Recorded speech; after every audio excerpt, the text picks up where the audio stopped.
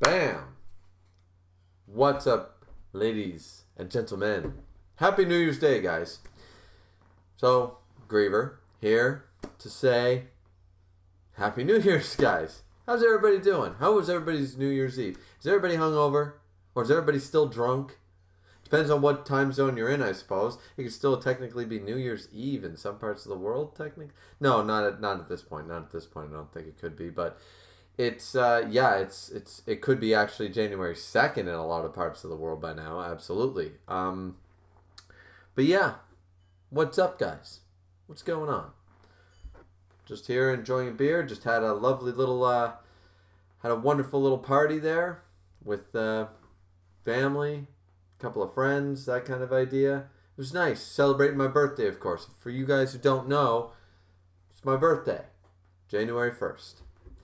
Yep, all those fireworks for the last 29 years have all been for me. That's the way I'm looking at it. That's the way I'm looking at it. So, anyways, I did promise you guys I'd bring you a stream New Year's Day. I know it's a little later than I thought it would be, but I'm bringing you a stream. And like the New Year's Eve stream, which was talking Taizai, best moments, 7 Deadly Sins, best moments, worst moments, in-between moments, it was very rushed. It was very just boom, boom, boom, let's get this done. This one I have a little more time because all the party and all the guests and everything, that's all done and over with. Now we're just into today, right? We're just, it's the end of the day. I do have to work tomorrow, but I figure, we can just sit back, we can enjoy for a moment. You know what I'm saying? So, let's see. So, One Piece. What were your guys's? I'll ask this question a few times during the stream. But what were your guys's favorite 2019 moments in One Piece? And what were your favorite, or what was the moment you hated the most in One Piece? I'm really curious to hear you guys' thoughts on this. So, the live chat is there. I will be reading it as I always do periodically through the stream every, 5 to 10 minutes. So feel free to just comment. Tell me, what do you guys think? What's your favorite? What were your favorite moments? What was the best moment? I mean, and trust me, there was a lot. Like, I had to go back through. This is a big list of a lot of moments. And some are small, like the Sanji fanboys. Like, I'm not a huge, I like Sanji. Don't get me wrong. I should start by saying that. I like Sanji. I like him as a character and all that stuff. I think he's strong. I think he's pretty cool. But the whole, there is that group of Sanji fanboys. And they lose their shit over the whole Stealth Black Soba Mask Sanji, right? Stealth Black. And I was like, okay. I thought it was cool, and it's a cool design and everything, but for me, that's not a huge hype moment. It did happen, and it is a moment, and we were all wondering, is he going to use the Germ attack? Is he not going to use the Germ attack? That was a whole thing. But for me personally, to me, that's just okay, it was cool. But to me, it's no cooler than when, Zoro got, the reveal of Enma. Emma, here is a blade that sucks out the hockey and it's so strong and stuff, and it was Odin's blade. And now that we know more about Odin here at the end of the year, makes it even more badass, makes it even better. So, yeah, it's just, to me, there are some moments, and don't get me wrong, I have those moments too, and they're on this list here, where you have these One Piece moments that you go, okay, for me, I really enjoyed this. I really like this. I understand that some people would be like, really? That's one of your favorite moments? Yeah, but that's just me as a personal reader. I can understand it's not a top 5 moment. It's not a top tier moment. But for me personally, it's just that I either like the character, or I like the scene, I like the moment, I like the way it was drawn. Things like that. There are those small things that I think everybody's got. Everybody's got, it's like if you were to do a list of the best moments in all of One Piece, right? What would you get? You would get Shanks stops the war. You would get, actually, just a lot of Marineford moments, but you would get Luffy punching a celestial dragon. You would get, What else would you get? You would get Impel Down, I guess, a little bit. You'd get the Robin thing and the Nami thing, respectively. You'd get, Robin yelling, "I want to live." You'd get Nami saying, "Help me," to Luffy. You'd get, yeah, it's like, you would get a lot of moments that everybody agrees are universally awesome. But on everybody else's personal list, there would be a moment that you personally would be like, huge Usopp fan, and here was my favorite Usopp moment that most people would not have in the top 10 best moments in all of One Piece. But for you personally, that would be a moment for you. So, it's those are the type of lists I like.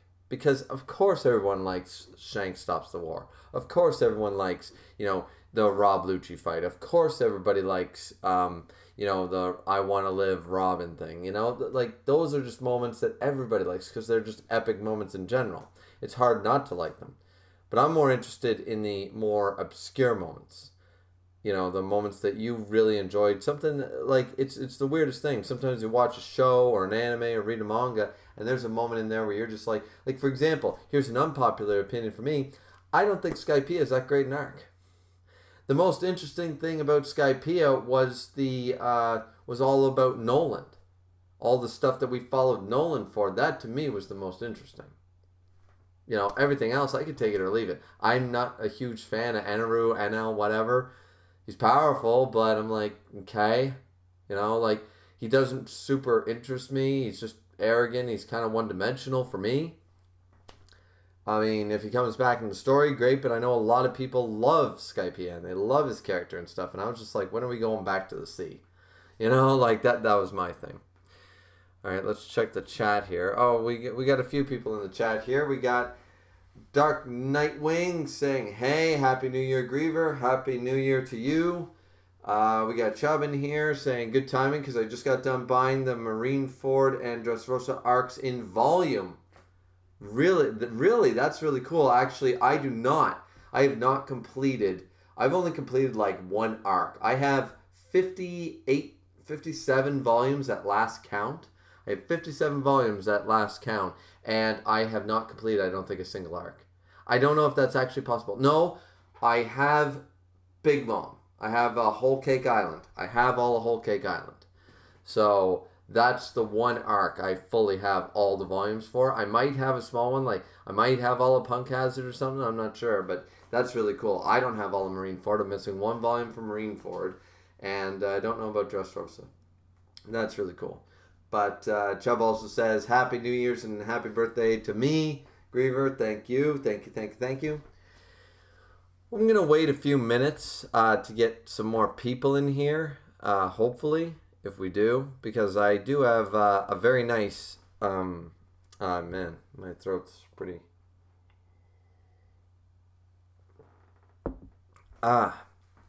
throat's a little hoarse there. But I do have a gift, a birthday gift that my lovely wife got for me. And I'm excited. I'm excited to show it to you guys. I really am. So it is manga related. So I'm really excited to show it to you guys. But I'm just gonna wait to make sure that we have a few more people in here first. That's basically why I'm rambling.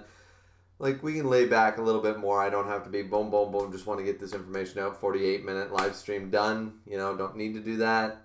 Can take some time. I can be here for an hour plus. Just relax.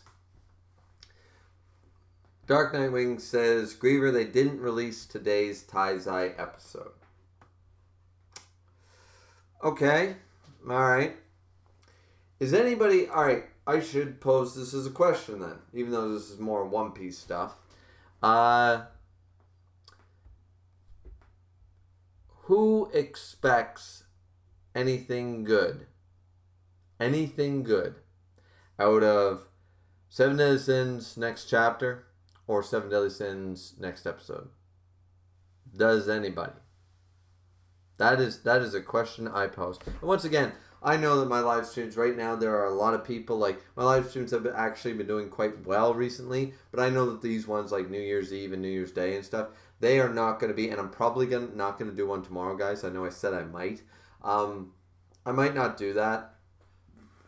since I have to work tomorrow and stuff, which I wasn't really aware of on New Year's Eve when I made the first stream, so I probably won't be doing that one. But into the new year and stuff, we'll get some. But yeah, who expects anything good from this?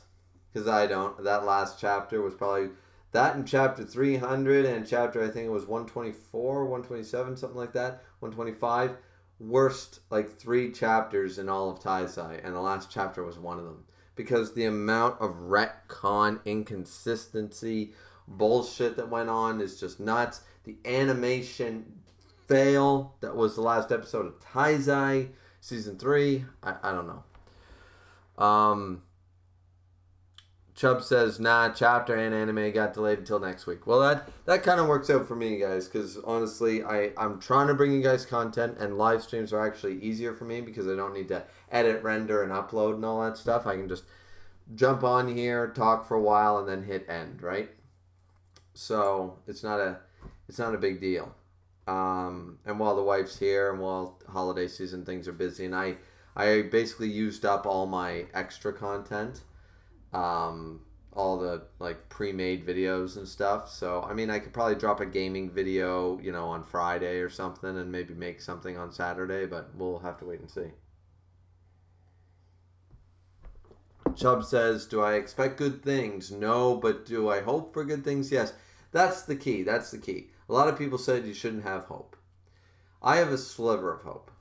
I've always held a sliver of hope. Sometimes that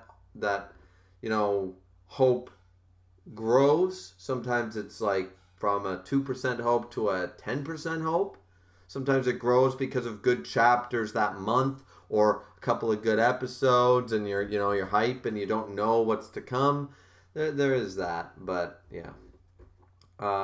Next episode, because they didn't release it today, so they can improve. I mean, it's already made as far as I'm aware, so I doubt they can improve it at this late junction. And who's really going to work around, the beginning of the year that hard? Greeks in here says, hey, Taizai. And Chubb says, nah, it's a One Piece stream, but we got off topic. Yeah, we did. But once again, guys, this is laid back. That's why I didn't put, feature. This is the New Year's Day live stream. We can talk about whatever. We talked a lot about Taizai, but it was very rushed yesterday in the New Year's Eve stream, so it's cool. It's cool. But it is a One Piece stream. We will be getting into some top moments, some bad moments, and all. And I'd like to hear what you guys think. And yeah, so please tell me what's your favorite moment in all of One Piece? All time favorite moment. And then tell me what was your favorite moment of this year. That I'm very curious. So I'd like to discuss them. Greek says, and Dark Knight says, by the way, Katakuri is my favorite villain. I mean, one of my favorite villains. Okay. I can see that. I mean, look at King of Lightning. He made an entire church dedicated and t-shirts and everything about Katakuri. Katakuri is old Dogtooth. For those of you who remember when he was called Dogtooth. Which, honestly, both are fine. What's wrong with the name Dogtooth? Dogtooth sounds pretty cool. I know it was wrong or whatever, but I was fine with it. Yeah, Katakuri's got to be one of my favorite villains. I think my favorite villain in all of One Piece is probably Crocodile. I like Crocodile the best. Yeah, I like Crocodile the best, I think. Hard to pick another one.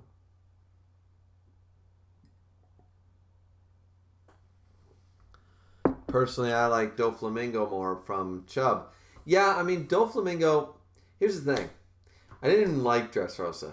See, that's a weird thing. I don't like Skypiea and I don't like Dressrosa. So, apparently I don't like One Piece because that's what everybody loves. But I didn't like Dressrosa. I felt it went on too long, and then we got Whole Cake, and that went on way too long. Wano is really stellar. I like Wano. But Doflamingo was a character that I always thought,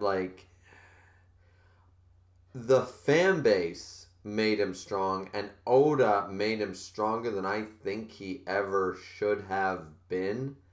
I don't think Doflamingo should have been as powerful as he was portrayed. I'm not arguing. I'm not saying that he isn't strong or anything, but I never expected him to be as powerful a character, like in terms of combat, as he was.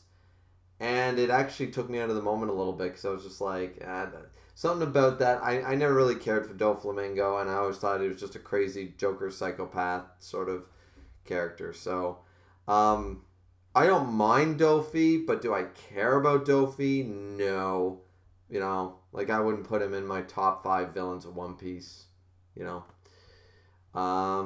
Katakuri was more of an antagonist rather than a villain. Yeah, he became more of a rival on the other side, on the enemy line side, rather than an actual villain, because Katakuri is not evil. Remember, they're all pirates. They're all technically evil. Like, Captain Kidd, as far as we know, Kidd is more evil than Katakuri, right? I mean, let's just call a spade. So, all Katakuri did was take on a mantle because his ugly ass, like, Brule, his poor little sister, got hurt, and I thought that was a shame. When I did the review of that one, that I really enjoyed that. Katakuri's backstory is really good. Let's see. Crocodile is cool, like him a lot. Yep, from Greek, yep. And Greek was also one who said the antagonist part, yep. Odo made Zoro powerful. You mean Zolo, Dark Knight. You mean Zolo. But yeah, Odo made Zoro powerful. Well, yeah, Oda made everybody powerful. That's what I'm saying. I said, I know it sounds kind of stupid, but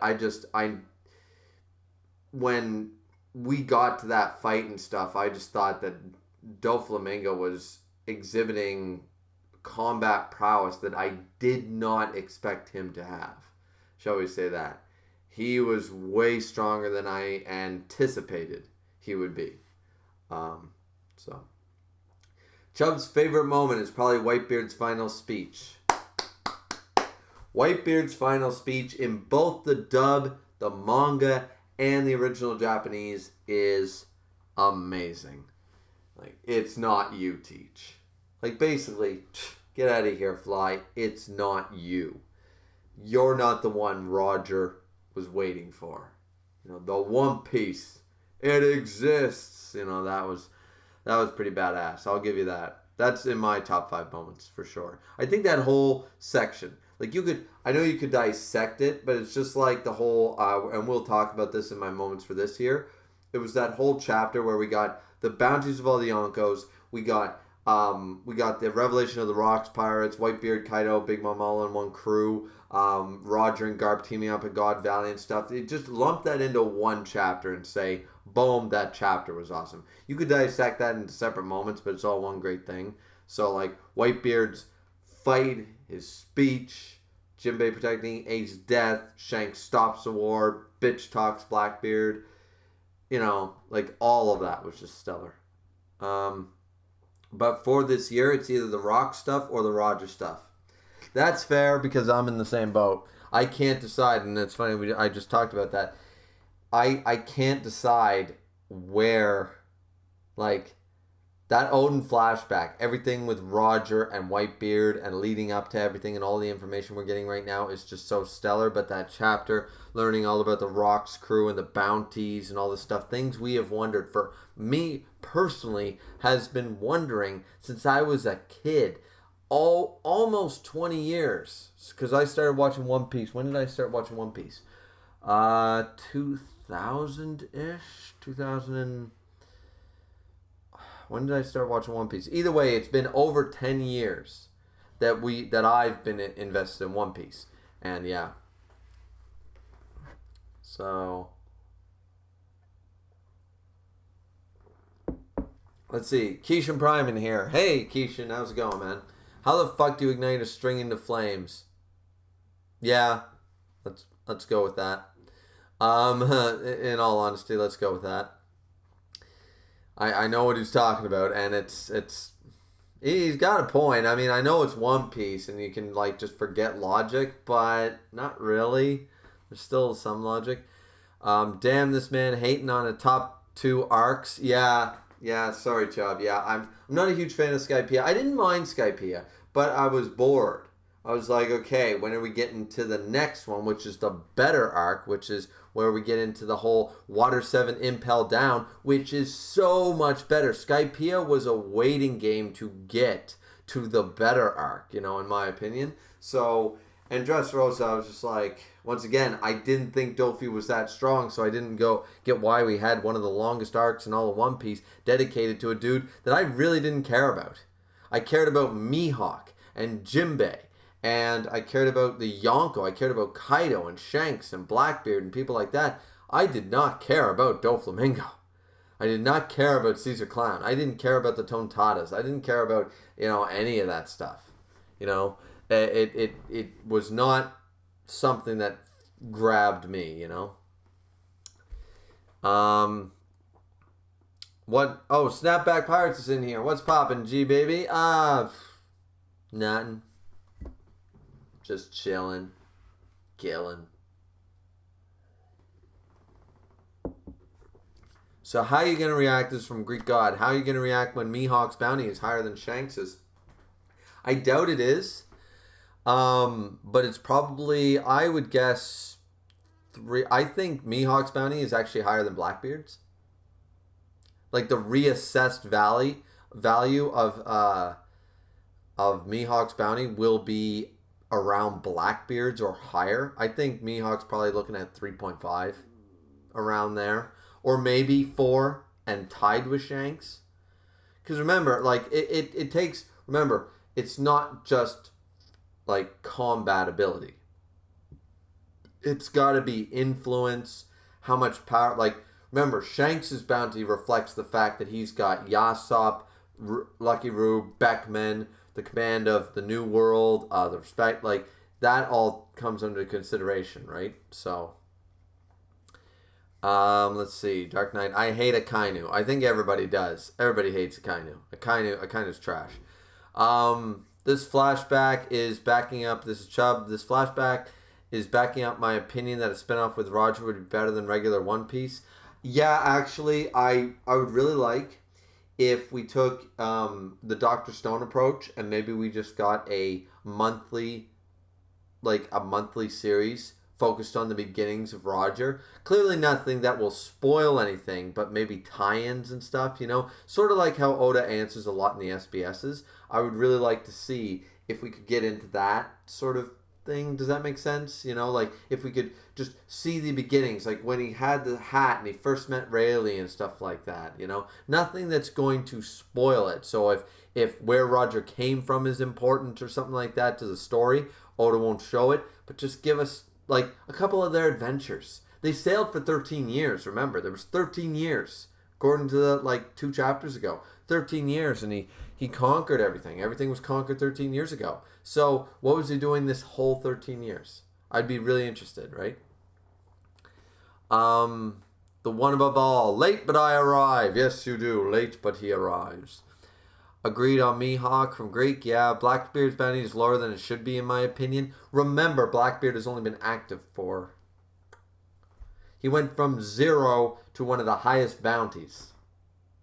I mean, and remember that they still believed, and at the time the bounty was posted, or from what we understand, around that time, they believed that Marco the Phoenix and stuff could take him out, and then there was the Payback War and stuff. And remember is that even though they have a lot of intel, they don't know everything that's going on. So maybe they don't realize, Gecko Moria's fruit would be really helpful and stuff.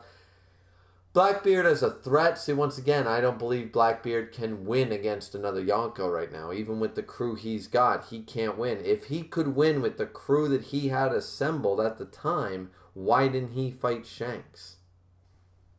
He had 2 Devil Fruits and that whole crew against the red-haired pirates, and he backed down.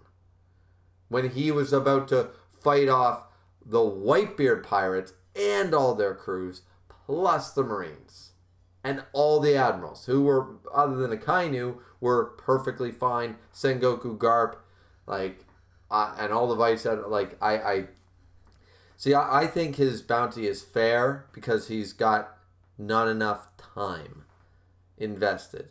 And he doesn't really have the prestige. he hid under Whitebeard's banner for 30 years. That doesn't really give you anything, you know. Blackbeard is a lucky lazy man. Shanks could one-shot him. I don't think he could one-shot him, considering Shanks, from his own mouth, said, like, I wasn't careless when I got these scars. That doesn't mean they had an honest fight. That just means that he was on guard. He wasn't careless, but he did get the scars from Blackbeard. Blackbeard's dangerous in some way that we're probably not aware of yet. But I still think that, yeah, there was a reason Shanks went up and said, well, you want to go? If Shanks didn't think he could beat Blackbeard, he wouldn't have challenged him like that. And Blackbeard, knowing who Shanks is, backed down. So there's something there, I think.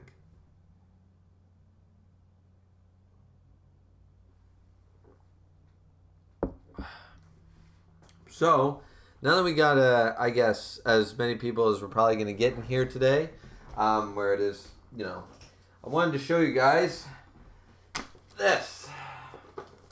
This lovely thing, as you guys can probably no doubt tell, is the entire box set for my birthday. The complete manga of Dragon Ball Z in box set format. I mean, just look at that. My wife really loves me, and she supports my nerdiness. Guys, go find a wife that supports your nerdiness, rolls her eyes at your nerdiness, but will buy you nerdy shit. That's all I can say, because I'm thrilled. This is awesome. I kept humming and hawing. Should I buy it in that in the like Viz Big format? Should I buy it in Tonkabon? Should I buy it in volume by volume? I didn't even know that there are 26 volumes in this box. And it also comes with an exclusive double-sided poster and a Dragon Ball Z collector's booklet. Like, seriously, guys, I gotta say, I love my wife to bits, because she knows what to get me. Now, she did give me some other stuff, which she really spoiled me this year. I got a Batman pint glass. That was pretty cool. What else did I get? I got Red Dead Redemption 2 for the PS4. I got a vintage Star Wars shirt that I really like. Actually, the shirt I'm wearing, this plattish checkered shirt, she gave me that for Christmas.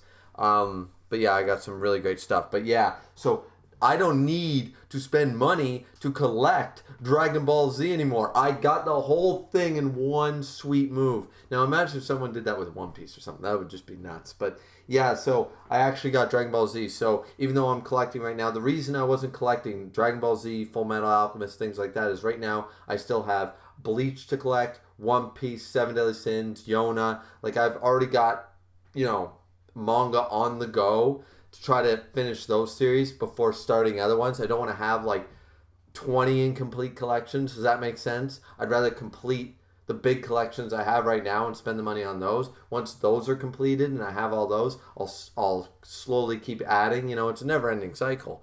But yeah, so super happy about that. Let's see the chat here.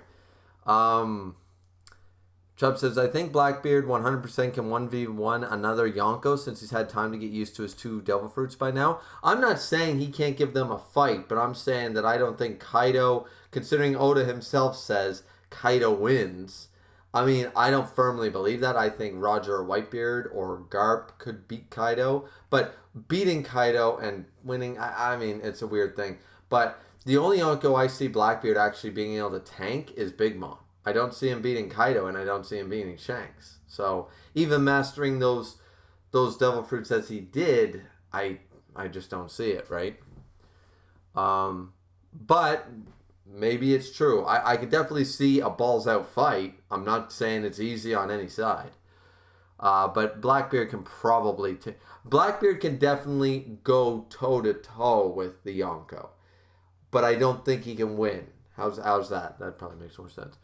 Dark Nightwing showing me that. Yeah, Chubb, goddamn, yeah, you smart for putting a ring on her fast. Absolutely. That's from one Dark Nightwing. I'm happy you got a wife that like that, man. Congrats. Yeah, thanks, Dark Knight.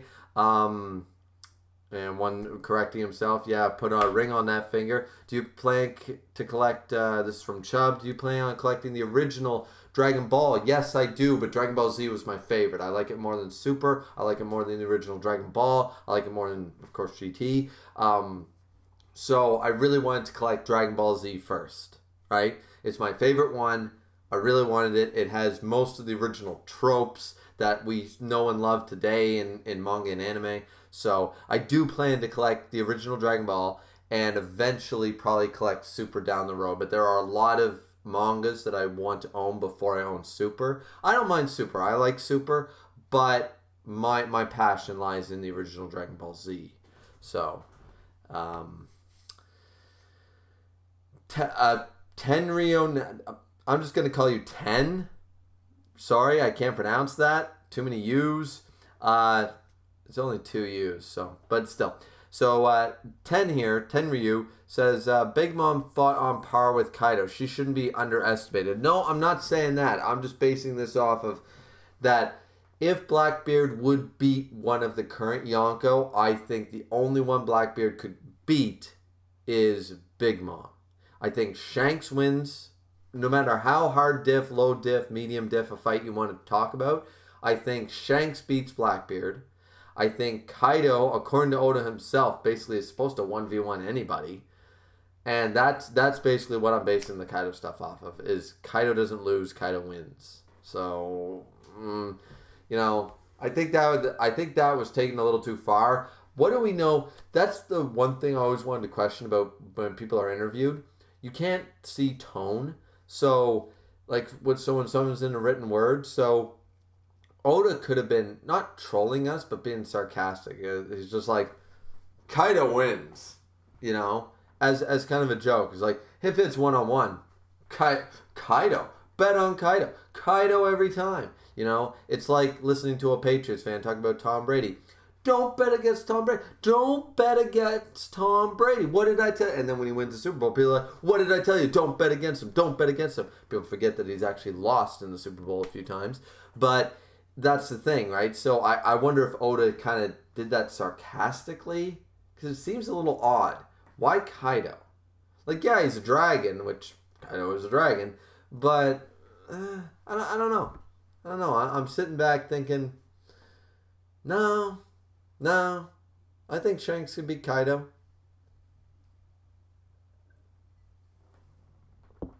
What's my favorite One Piece arc from Chubb? Let's go on. Let's see. What's my favorite One Piece arc? That's tough. I really liked Water 7. I didn't think I did, because when I first read it, I was like, meh. But back then I wasn't super into One Piece. On my reread that I'm doing right now, I think I'm not up to the Paramount War yet. No, I'm near the end of Thriller Bark. But during my reread, I think Water 7 into the Impel Down thing, that whole section was probably my favorite. I really like that. I really like East Blue, Paramount War, or Marineford. I'd probably say Marineford overall. I know that's kind of lame, but I'd say either Marineford or Marineford or that. Well, then there's Alabasta. Jesus, there's a lot of good arcs. Honestly, the only arcs I'm kind of like meh about are Skypiea. I mean, Longling, Longland, and all that shit, right? The Foxy, the Davy Backfight stuff was boring. I didn't like that, but basically, I only like after the first introduction of the new Straw Hats after the time skip, I wasn't super excited basically up until Wano as an arc so far. Like, yeah, and that's going to sound really bad because we had awesome moments. We had, Gear Forth, we had Snake Man, we had the Dofi fight, we had, I actually kind of like some of the stuff in Fishman Island and the information we find out. We had, with the Sabo coming back, we had, I mean, the mini Reverie arc, I suppose, counts and stuff. I shouldn't forget that. The whole 1.5 billion berry bounty, the fifth emperor has arisen, that kind of stuff. The Katakuri fight. But overall, as an arc, I can't sit down and say, oh yeah, I really liked Whole Cake, because I didn't. I didn't really like Punk Hazard either. I didn't really love Dressrosa either. I didn't really love Fishman Island. So really, it's kind of weird, honestly, because I'm so happy where the story has gone and where it is right now. But maybe I'll have a better appreciation. As I said, right now I'm into Thriller Bark. Maybe on my reread, my opinion will change because I thought Skypiea was better than it was before I reread it, and now I like it less than when I originally read it. So, yeah. I guess that doesn't really answer the question. Just say Marineford. I'll be lame like that. I'll say Marineford. But I think that Wano will end up being my favorite arc. Is Mihawk stronger than Shanks? I'd say at the current time, I think they're probably like 50-50. Like if they had 100 fights, they would win. One side would win 50, the other side would win 50. Does that make sense? I never really thought of Mihawk any weaker than a Yonko. So, are you a fan of Hunter x Hunter? No, I shouldn't say that. I'm not a fan of Hunter x Hunter. I've never gotten invested into Hunter x Hunter. From the small amount of episodes I saw and the few chapters I read, it sounded fine, but I've never fully... I don't know enough about it. I know Gon. That's all I know. And I roughly know how Nen works. But I never really read it. So I can't say I'm not a fan. I plan to eventually read it, but I haven't read it yet. Mihawk is flexing hard. I mean, yeah, he's always flexing. 100% still ain't beating Shanks, though. I mean, once again, I could see... It depends on the way you look at it. When did Mihawk and Shanks actually fight? And with Shanks missing an arm now, does that matter? I think it does in a stretch. So I don't know. I think they're kind of even. I don't know. I love what Oda did to Shanks. Sometimes he is so goofy from Dark Knight. Yeah. I think Shanks is great. I love Hunter x Hunter. Yeah. I know a lot of people do, and I'm not going to say a bad word about it because I just haven't read it. Snapback, do you think an eye patch would ruin Luffy's design? No, but I think it'll look badass when Jinbei comes back sporting an eye patch because he lost an eye and maybe he has a huge scar down this side like some Nick Fury shit. That'll look cool. Luffy versus Katakuri is top 5 best fights in One Piece. 100%. It's probably top 3, honestly. Like, really, what fight is better than the Katakuri currently? What fight is better than Katakuri versus Luffy? People will probably say the Rob Lucci fight. I can see that. I thought the Arlong fight was pretty cool. I know that's way back when, but I liked the Arlong fight. I really did. I mean, and if you combine, like, the crocodile fights were too split up. They were too, like, not one-sided. Like, crocodile is really cool, but I don't think the fights were the best.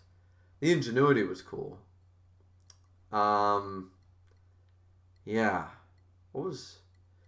I mean, the Paramount War, or Marineford. The best fights. Yeah, Katakuri Luffy's got to be up there, top 3.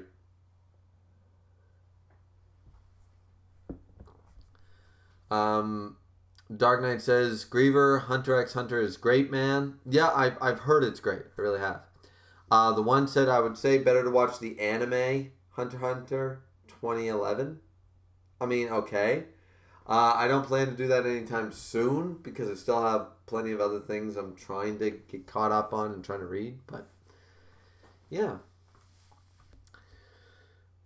Well, thanks for the pretty good turnout, guys. I'm really appreciating that, I gotta say.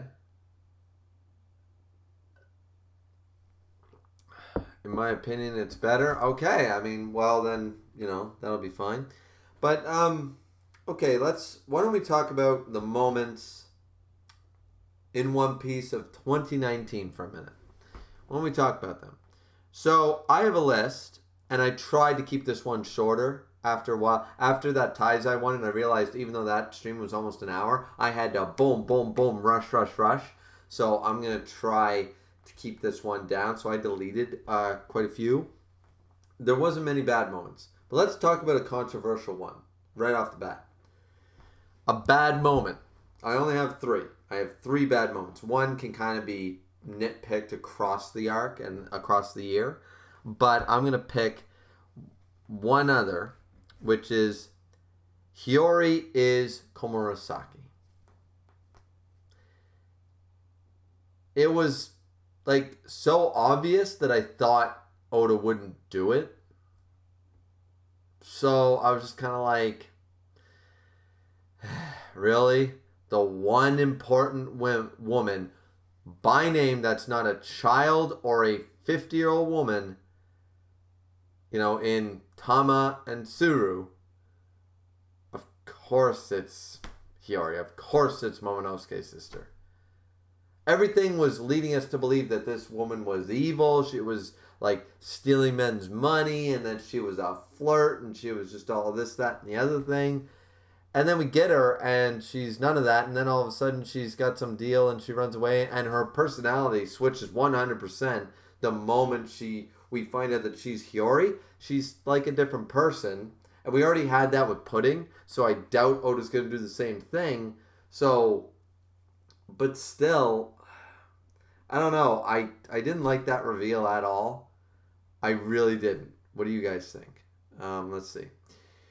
Chubb says, how strong do you think Zoro is going to be after Wano? Damn.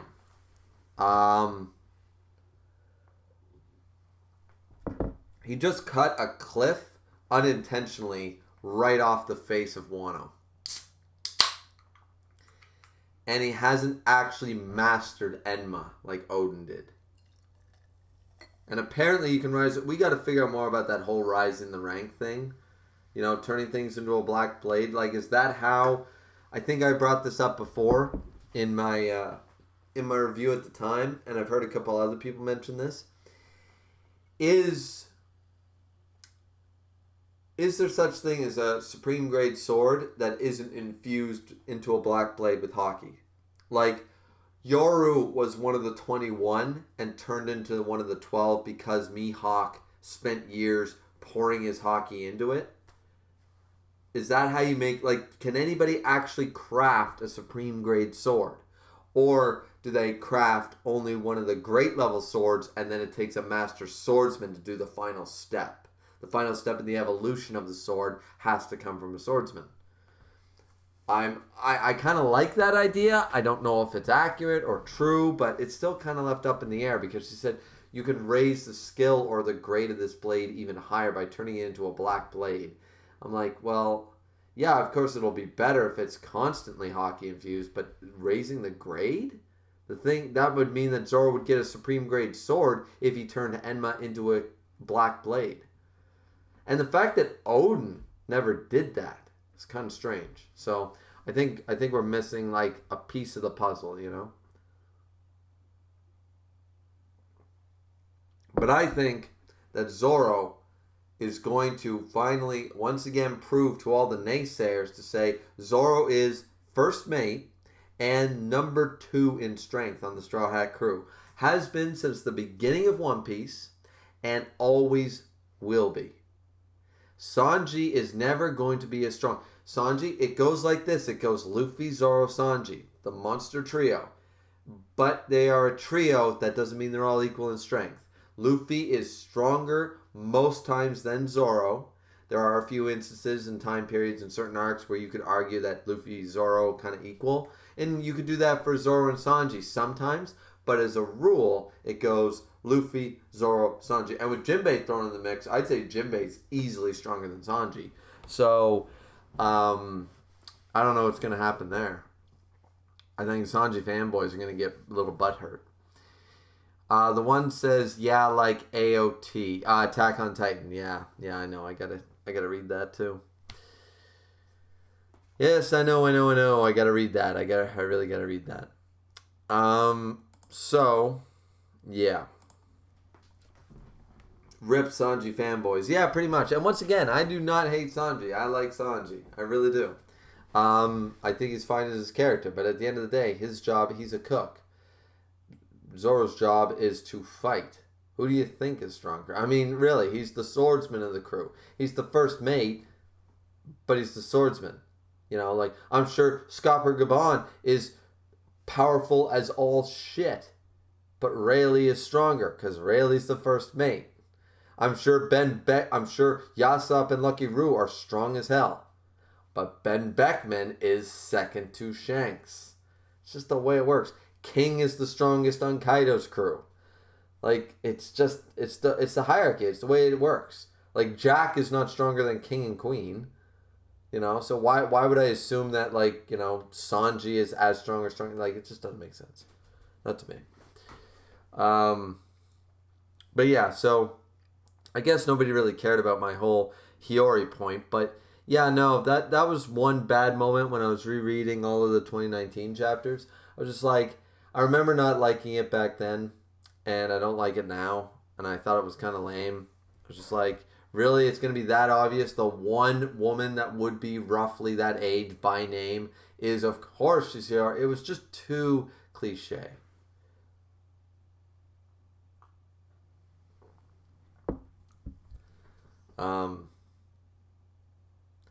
Griever, do you hate the most, Deanne or Akainu?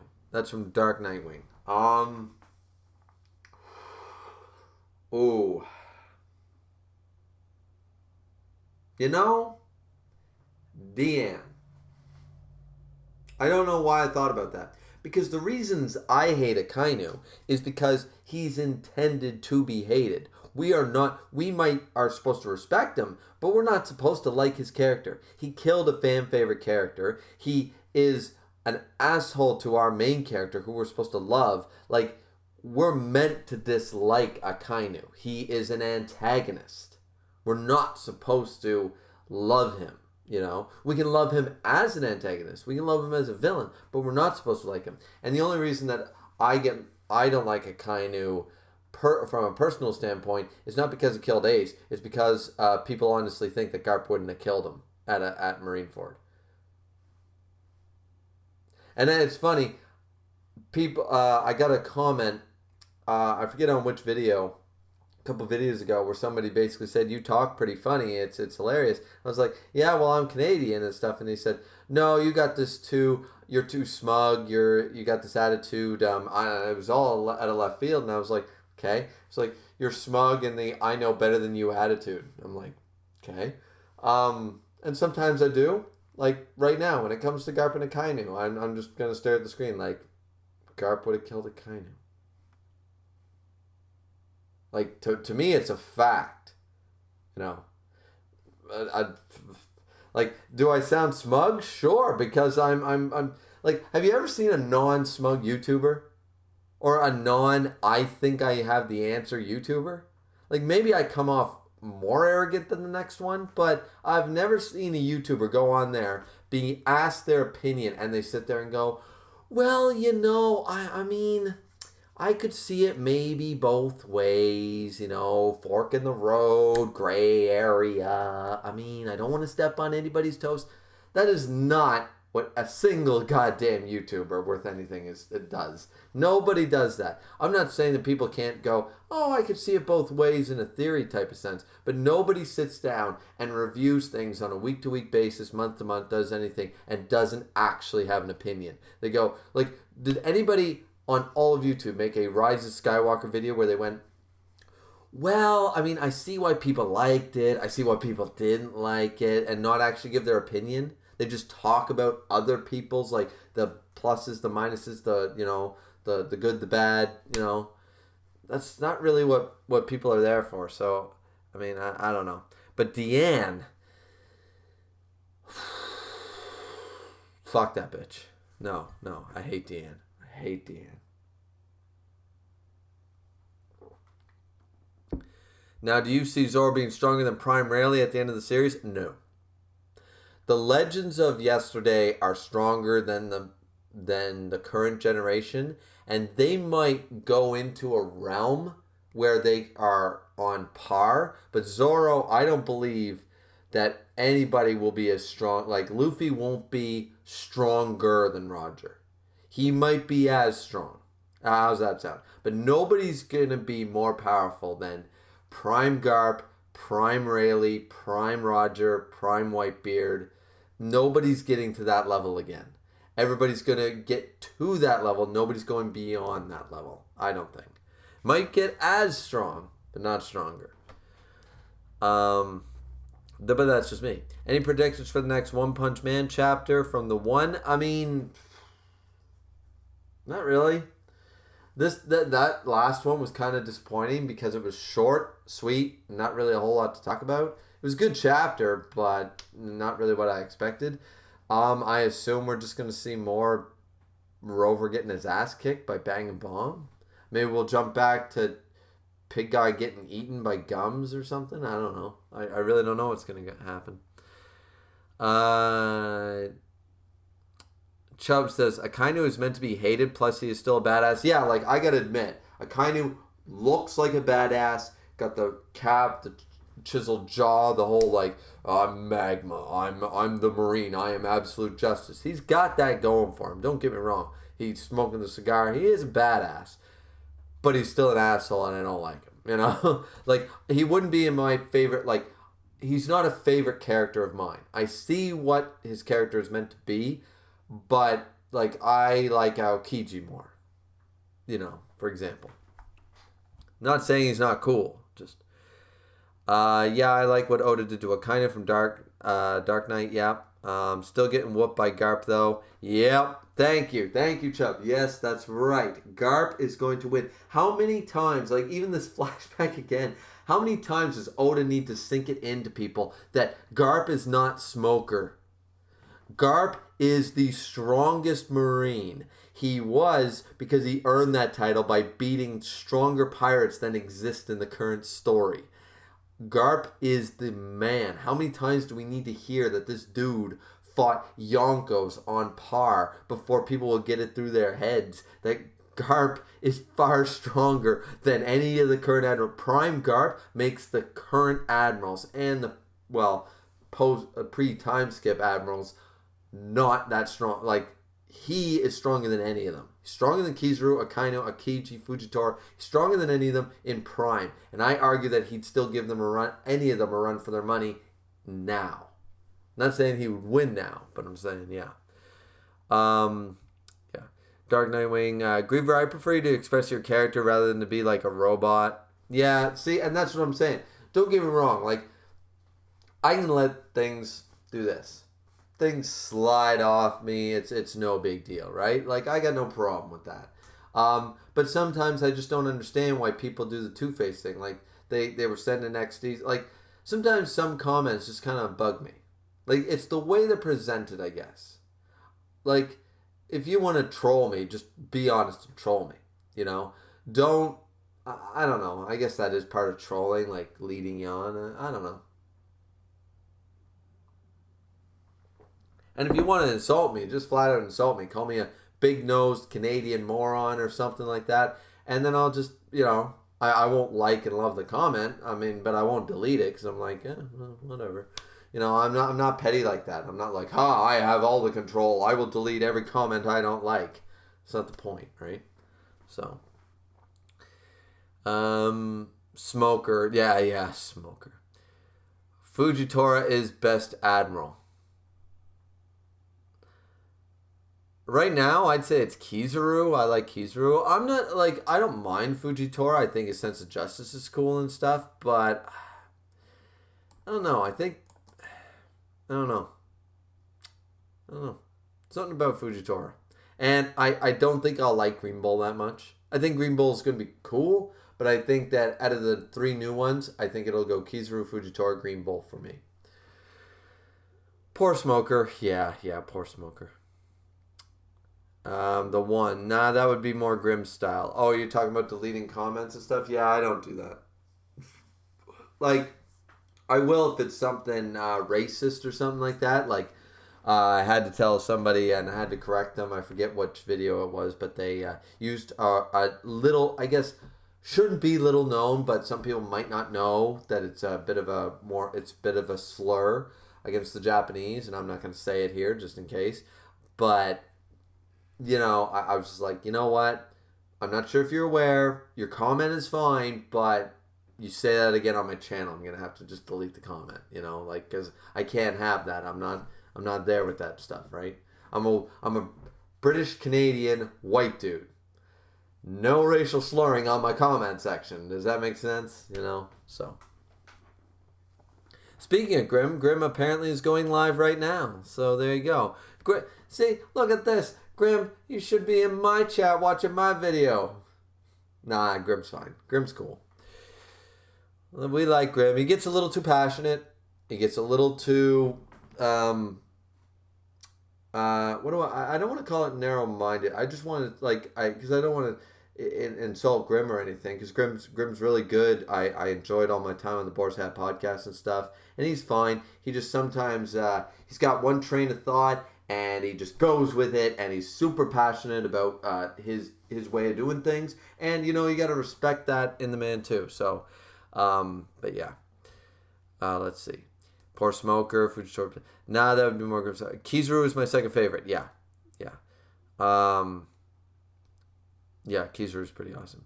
Now I am curious on what they said. Well, look up racial slurs to the Japanese people. Shorten Japanese, the word.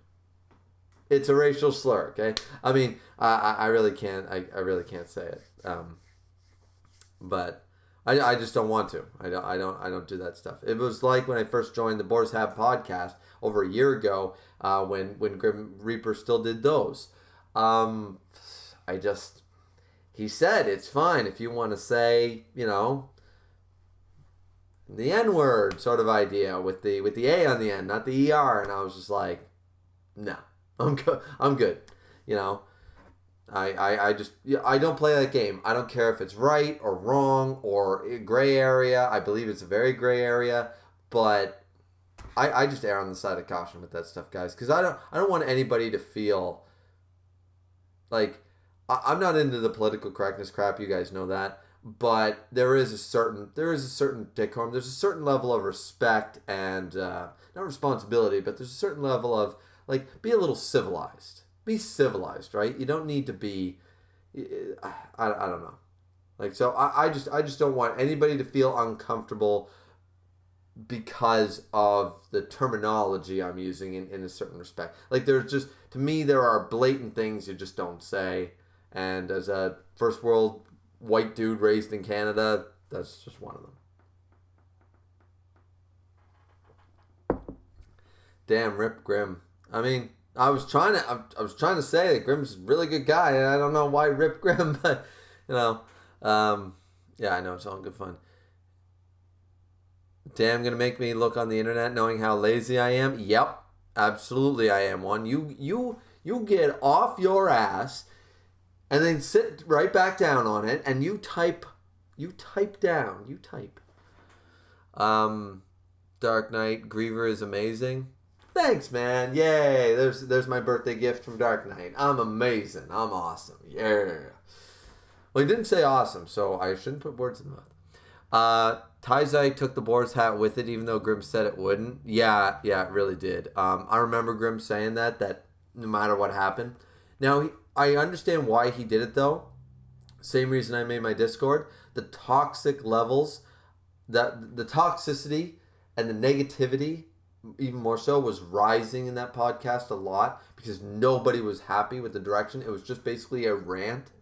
It was 6 to 7 people going on a podcast just ranting about how much they didn't like this. So, and Grim trying his best to defend it to keep a good positive podcast going, So I understand why he took a break from it. I thought it would come back. It didn't, but I can't say that Grim made a bad choice in that. I miss it now. I missed it last year because there was good moments. To me, I thought with Escanor and stuff, but Grim doesn't like Escanor, right? But we had some good moments that I talked about yesterday in Taizai that I think we really could have had a good conversation about. Chapter 317 would have been a great Boar's Hat podcast, but not surprised went down. Yeah. I'm black and I don't use the N-word. Dark Knight. Yeah. See, I mean, there's just, to me, I don't need to use it. It's not going to accentuate my arguments or anything like that. You know what I mean?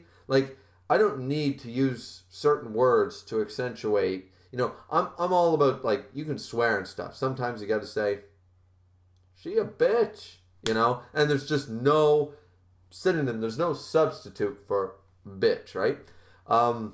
That works the same way. But I've never found that with a racial slur necessarily. If that makes sense, I don't know. I don't think Grimm predicted how bad it would become. No, even I didn't. Even though I was probably, I remember Nia being okay because Nia was kind of about the series anyways. Keishan had hope. Sundown had hope. Fang Streitzer had hope. Grimm had hope. Zarsel had hope. A lot of people had hope. I remember being skeptical as hell during that chapter 300 podcast, and I remember being skeptical every chapter since. And all I did was I was like, okay, yeah, this is cool, but I don't like the fact that Bond's beating the Demon King. Everyone said, no, it makes sense. It's fine. I'm like, nah, I don't trust that power scaling, And then everything seemed to snowball from there. I remember being, I won't say I predicted that it would come this bad, but I knew it was going downhill. Yeah, he had a lot of hope it would turn out good. I still had hope it would turn out good. And I thought we had a turnaround happening. I really did. But it just didn't. Remember his optimism for Taizai Season 3. Remember my optimism for Taizai Season 3. I said, this will be the shining light. We will finally see Meliodas versus Escanor in glorious anime format. And I thought we were going to get something great. I, on the other hand, read because of one reason y'all know about. Yeah. One just likes those panty shots. That's the reason you read. Huge Deanne fanboy. Yeah, Deanne sucks. Deanne freaking sucks. Alright, so let's talk about a good moment. So we already at the beginning of the stream talked about a little bit about Stealth Black Sanji, or Soba Mask. I thought the design was cool and stuff. That was a hype moment for Sanji fanboys. But for me, it was just like, oh, wow, that's cool. But to me, it was no more cool than when, like, Orochi shot the gun at Yasui's, was it Yasui's? Yeah, Yasui's execution. And Zoro and Sanji both show up and ping, when he was trying to shoot the daughter or whatever. And, like, Zoro and Sanji are standing there at the final panel, double spread. And it's like, yeah, these two are going to show up. It was like, to me, that was the same amount of hype. Does that make sense?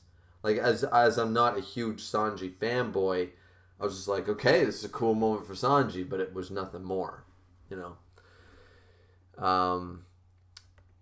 One says, just as you are a huge Liz fan. Liz as in Elizabeth or Liz? Because I don't like Liz. I know it's the same goddamn person, but I never liked Liz. I don't know why. Something about her. Liz bothered me. I won't deny I like the panty shots.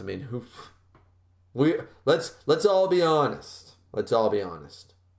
There's not a single person watching or recording in this stream that doesn't enjoy a good panty shot. Let's be honest. Damn, yeah, I love Bloodstained Ellie. Oh, man. I really wanted to get into that in the last stream, Bloodstained Ellie, and I'm not going to do it here because this is still a One Piece stream. Talking more about Taizai than One Piece now. But, yeah, no, that whole Bloodstained Ellie thing. And Grimm tried his best. See, this is what I'm talking about. Grimm tried his best to defend that for the longest time. And you got to give him props because he was also trying to make content and get more folks, having a more controversial, just not a bunch of haters on a podcast, right? So... the one, I remember how happy you were about Bloodstained Ellie. We literally don't know Liz, so I really can't hate or like her. As I remember, you loved Deanne getting her memory wiped for the third time. Alright, actually, this is a good transition, since we're still talking Taizai, I guess. So I already talked about Sanji and Black Light. Let's go into my second bad thing in One Piece this year. It's something that everybody's complained about. The Big Mom amnesia. And here's the deal. The comparison that I made in that chapter review was, it has been done in almost every major manga, almost. A lot of minor and major manga have used the amnesia trope. A lot of movies and video games and stuff have used the amnesia trope. Final Fantasy, the most regarded, one of the highest rated games of all time, does the amnesia trope with its main goddamn character. So, and Final Fantasy VII is not my favorite. Final Fantasy VIII, I mean, let's be real. But that, it is done so much. And Oda has done it twice. In almost 1,000 chapters, over 20 years of storytelling, he has only done it. And the first time, nobody minded because it worked for the story. It was Sabo losing his memory, and that was a character we weren't familiar with. So it was almost like it gets kind of it's almost like a 1.5, you know? Oh well, yeah. It was almost a 1.5 sort of idea, right? Because that the Sabo thing worked in everybody's favor. It made sense, and we had foreshadowing with the cups and stuff towards it. It was there, and we never actually saw the backstory, so you can't really complain about it, you know. So he tied up the loose ends with the Sabo thing pretty well, and it didn't really like go, oh man, really, we're gonna do that. When it came to Big Mom, it was fine the way it happened. And it got cured very, very quickly. It was just an excuse to get Big Mom into the situation she was in. Was it used as a plot device? Of course it was. Every single Amnesia one is. But the thing is, people hated on Oda and that whole trope. A trope used in almost every form of fiction constantly, and Oda does it once and everybody calls it shit. That was my problem. That's the problem with the toxicity of that stuff. The Big Mom amnesia was unfavorable. I didn't like it, but I didn't understand the hate that came from it. It's like, and my reasoning is that Deanne loses her goddamn memory like 3 times in one series that's not even a third of the length of One Piece. And somehow people are still reading Taizai and they forget about that. Some people actually like Deanne. Her character is the worst trash, memory wipe this, memory wipe that, memory wipe that every time because they don't know what to do with her character. Her character arc would have been over at the beginning of the series had she never had her memory wiped from the get-go. But they needed a character, so they do memory wipe. And then, oh, well, we resolved her problems. Memory wipe again. Okay, we resolved the problems again. Memory wipe again. It was terrible. And not only that, they did it to Mile too. Yes, people like the whole Esteros Mile thing, but don't kid yourself. It was still memory wipe. Mile didn't know who he was and he thought he was somebody else. Memory wipe is the biggest thing in Taizai. It's almost bigger than goddamn the Holy Night. The number of Holy Nights count out about the same amount of goddamn memory wipes that are in that shit. So I put it down as a bad moment. Because it still is. I can't sit here and argue why Big Mom's amnesia is good or that it works or something. All I can say is people hated on that shit way too quick. When they're so quick to just go, not forgive, but just go, meh, when it happens in any other manga. When every other story does it, everyone just goes, oh, okay, I mean, kind of lame, but whatever. And everybody just, like, it's whatever. All right, let's just keep watching. But people, bam, bam, bam, bam, bam, bam, bam, bam, bam, about as though Big Mom having amnesia for 5 chapters ruins 900 chapters of One Piece or something. Like the amount of negativity that came from that really bothered me. Yeah. So let's see. Best part when she had her memories and confessed to King, but it was hit on the head and he lost his memory. Yeah. Oh man, like. Yeah, you got Mile, you got King, you got Deanne, you got... Who else? Meliodas. Because, you know, once again, Merlin and shit. Who else? I swear somebody else. Like, so many people lose their memories in this series.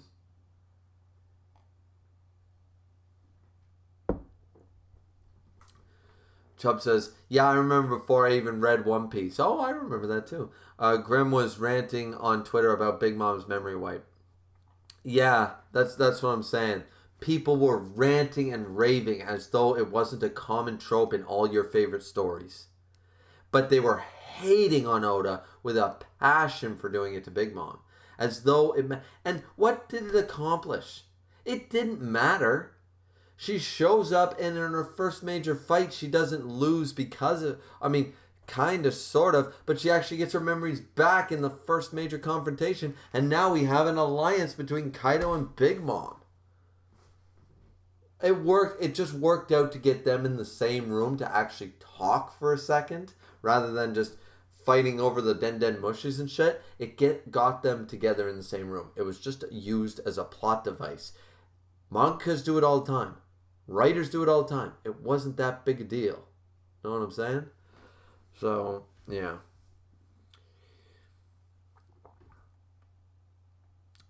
If it isn't Deanne, is King losing memories? Yeah.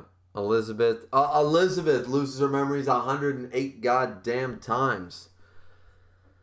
So Meliodas, Gother, I forgot Gother. Gother, the memory wiper himself, forgot. So we have Elizabeth, we have Gother, we have Meliodas, we have apparently Merlin. Merlin, she forgot. She forgot herself. She forgot herself.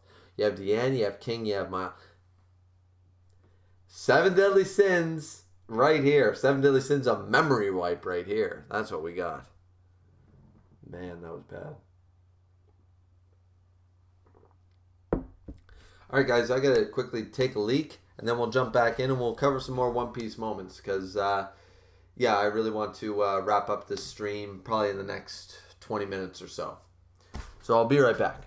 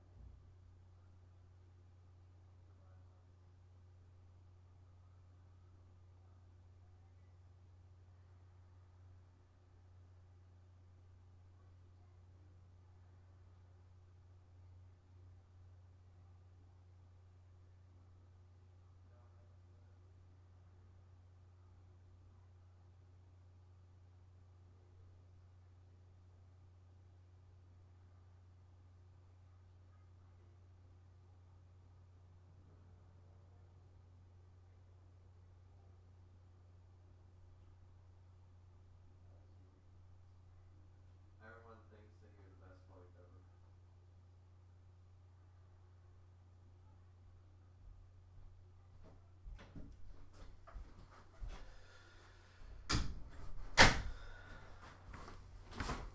Alrighty. We're back. Okay, let's see. God, don't remind me of Merlin. Oh, yeah. Merlin. Okay, so let's go over a couple of more One Piece moments here. Yukimaru Onimaru.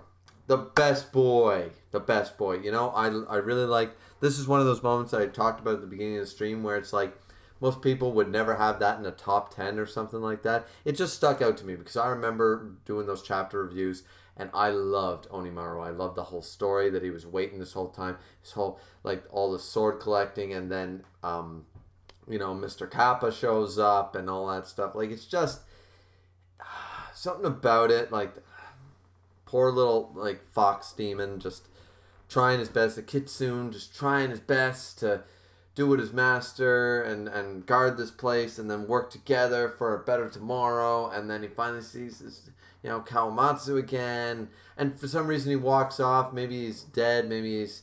I just don't know. Something about Onimaru really struck a chord with me. I just really enjoyed that fox. I hope that fox comes back. So I love that fox. I don't understand why. A lot of people are saying the fox lived past his prime and it was going off to die because animals do that. Maybe it was too injured and it was just going off to die, and it didn't want Kawamatsu to be upset or anything like that. I don't know. I have hope. I have hope we'll see Onimaru / Yukimaru again. I think that would be pretty cool. Let's get back to the One Piece greatness, not the bad things, man. Yeah. Let's get back to a One Piece greatness. That's what we're doing.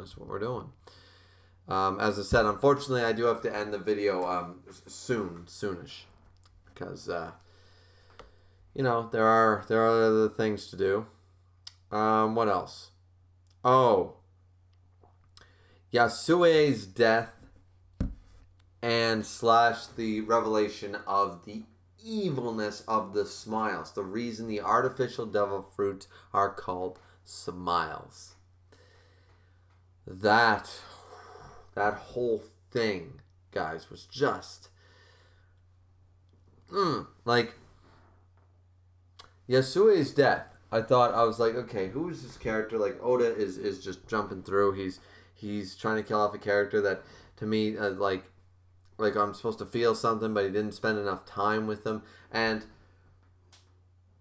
I was wrong, because the entirety of the death scene, from the time we saw that he was, the hare and the hedgehog, the daimyo, the hedgehog and stuff, and all those chapters leading up, and all the deaths and everybody's reactions, and then the whole smile incorporation into it, was just... I doubted Oda around that time, and it was that chapter that brought me back to say, you know what? There are problems with Wano, but the good totally outweighs the bad. It really does. This shit is awesome. The whole revelation about the smiles, like, and why they're called that, like these sick Caesar Clown, Kaido, and Doflamingo, these sick fucks, these sick, and Orochi, oh. Especially with the last, I remember arguing this with actually Grim Reaper on a weekly roundup or something, that Orochi might become a sympathetic character or something like that, and I was like, no. Short of here's my reasoning. Short of Kazuki's, we're going to actually make a Wano worse than what it is right now. I don't know how you would do it short of blowing up the island. And actually, that would be a godsend, because everybody's starving and suffering and actually tortured to the fact they can't even cry properly. They have to smile. That, like... I didn't understand. Grim and I got into it a little bit about that, because that entire thing was Orochi is not going to be redeemable. He's not going to be empathetic. He's not going to be sympathetic. He's not going to be redeemable. Orochi was always a goddamn piece of shit, and we see that. We've seen that this whole time, and I never had any doubt that Oda would even try, even attempt to make this guy redeemable. It was Shao Tucker 101, from Full Metal Alchemist. Brotherhood. Like, no, I just would not see it. I would not see it. So, yeah, Orochi utilizing used fruits. So, like, the evil in this, the actual evil in this, Orochi, Doflamingo, Caesar Clown, Kaido, level of dread and disgustingly evil that it would take to enact this plan and torture these hundreds and thousands of people,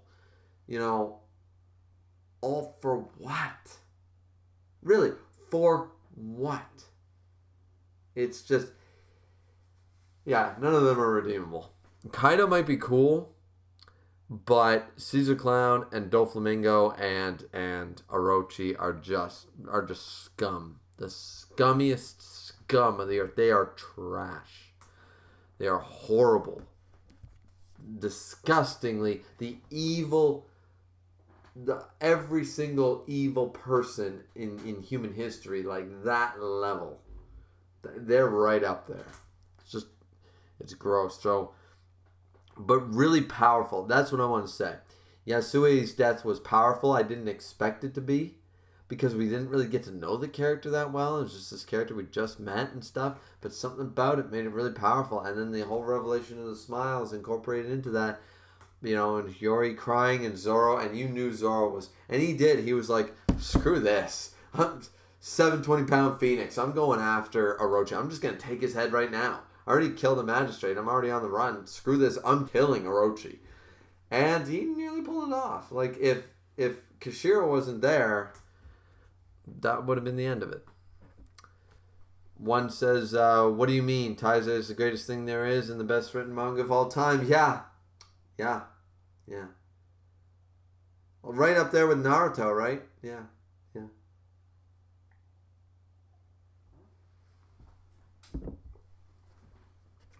I don't think so. Probably the best written manga of all time is Fullmetal Alchemist, but because there's just so few. There are plot holes, but it's such a concrete, well drawn out, doesn't overreach itself story. It had a story, they told it, it was epic, and it was over. It was pretty close to perfection was Fullmetal Alchemist. Okay.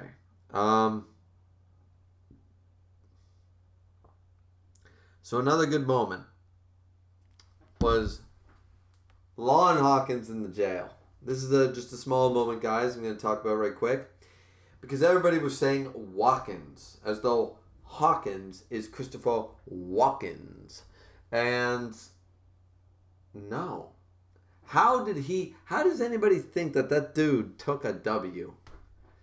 Zoro and Luffy kicked his ass, then ran away, and as they were running away, Zoro got hit with a couple of nails. And then, single sword style, cut down. Like, not even trying. Remember that. Not trying. Zoro and Luffy, not trying. Killed Hawkins a few times. Once again, it's like Law. So, and then everyone was toting this Hawkins crap. And Hawkins is not that strong, man.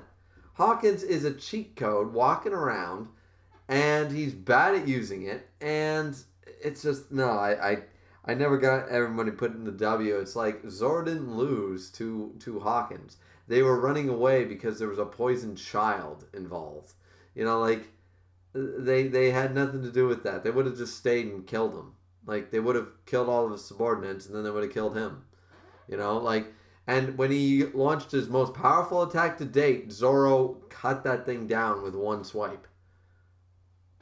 He threw some nails at Zoro, so Zoro loses. Zoro killed Hawkins twice. It's not my fault he's got a cheat code. That doesn't, no. And then Law does the same thing, figures out his trick, and he's all like, Law doing his thing, like, oh, yeah. Law doing his thing, and it's like, okay, this is pretty cool, right? And then what happens? Well, everyone's like, oh, well, Law gave himself up because his crew was in danger, even though he could have beat Hawkins, once again. And then we see next shot, he's in a jail cell and all that stuff, and everyone's like, yeah, Hawkins taking the W. I'm like, where are these Hawkins fanboys coming out of nowhere for? He couldn't beat Kizaru, he couldn't beat Kaido, he couldn't beat Zoro or Luffy, and he couldn't beat Law. Hawkins has 0 W's. He either runs away or has blackmail. And then you could say, oh, well, he was a good strategist, so he didn't have to fight. Okay, but he doesn't take the W. You can't tell me Hawkins beats Law when Hawkins blackmails Law into not fighting. It's not a fight. If tomorrow Deku from My Hero Academia convinced Goku not to fight, to walk out of the ring, does Deku take a W against Goku? No, that's not the way it works. That's what you call in sports. That's an asterisk. You put the asterisk next to the damn record and stuff, right? Because it's not a fair fight. So I don't count that shit at all. So yeah. But the best part, the reason this is a great moment, is because then we got, I forget what chapter it was, but then we got the chapter where we see Hawkins sliced down, literally cut in half, and Law bloodied in a jail cell, just being like, now, you're going to tell me everything, sort of idea, and potentially stabbed him in the head or something, because we hear like something before he walks out and talks to potentially Drake or somebody like that, X-Drake. But Law, in a jail cell, beaten up, where there was no handicaps, just cuts him down. Now, but then, the same people who say, oh, Hawkins won flat out against Zoro, Hawkins won flat out against Law, and stuff like that, they come back and say, oh, well, we didn't see what happened, so it's a technicality. Just because we saw Law clearly beating Hawkins doesn't mean that there wasn't some type of blackmail or handicap or something, as though Zoro and Law weren't handicapped in their fights. Like, it's just the most, ooh, it gets my blood boiling, ladies and gentlemen, it really does. So I was just so happy as hell to see Hawkins literally laying on the floor, cut in two, and Law standing over him like, you're nothing. So, yeah. That was a good moment. What else we got? Okay, I got 1, 2, 3 more good moments and 1 bad moment. So let's go through another good moment. Luffy's speech in the Udon prison. Best speech, I think, in One Piece for last couple of years. I can't think of a speech that was more powerful that Luffy did than this speech. Because this was the speech where basically he fought, if you guys don't remember, he was up against the prisoners and stuff, and all of Udon and stuff, and finally, and he goes up and he attacks the poison, and he goes, this is nothing. This is shit. I've got this. So what? I'm an outsider. Does that mean I can't fight for people? I promise one little girl, and maybe this is where I get it, is because I love, I want to say spoilers, Fullmetal Alchemist Brotherhood, and Fullmetal Alchemist manga, of course, and Fullmetal Alchemist. There's, either way, there's a little girl involved in that manga that might seem insignificant, but even at the end, it all mattered about that one little girl at the end of the day. So a little bit of spoilers there, just in case you guys haven't seen it. But at the end of the day, he just said, I promised one little girl that she would eat, this whole country would eat again properly and go to bed not hungry.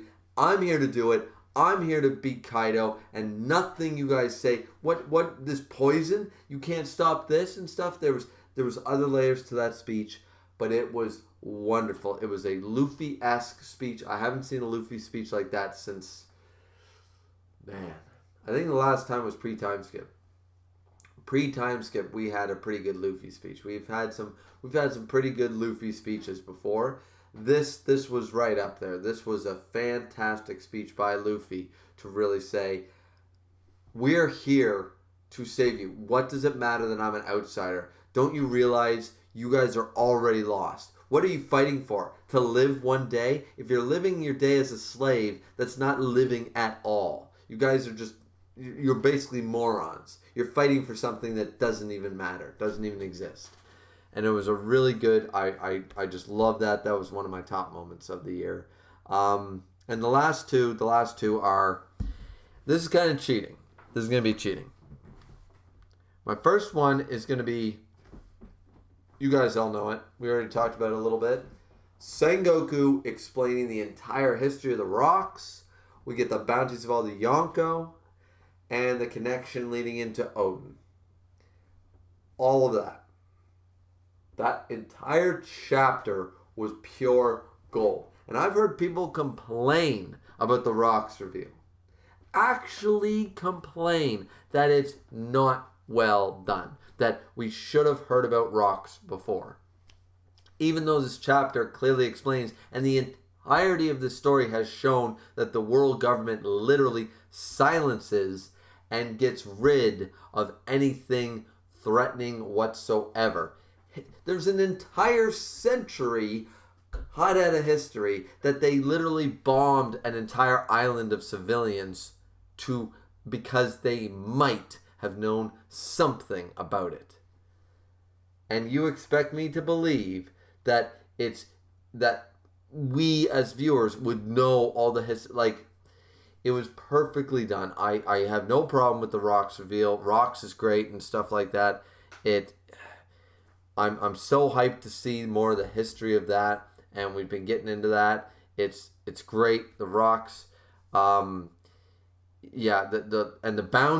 bounties we got raw. Not only did they give us, okay, we already knew Blackbeard's bounty, but we get the other 4 Yonko, right? We get Shanks, we get Big Mom, and we get Kaido. We also get, like, there's so much crazy detail in this chapter. Like, we get Shanks. A lot of us assumed Shanks was a Yonko at the time, back at the beginning in Romance Dawn. No, he wasn't. He was only 4 years. He was a 4 years Yonko at the beginning of One Piece. He'd only been a Yonko for 4 years. That begs the question, who was in charge?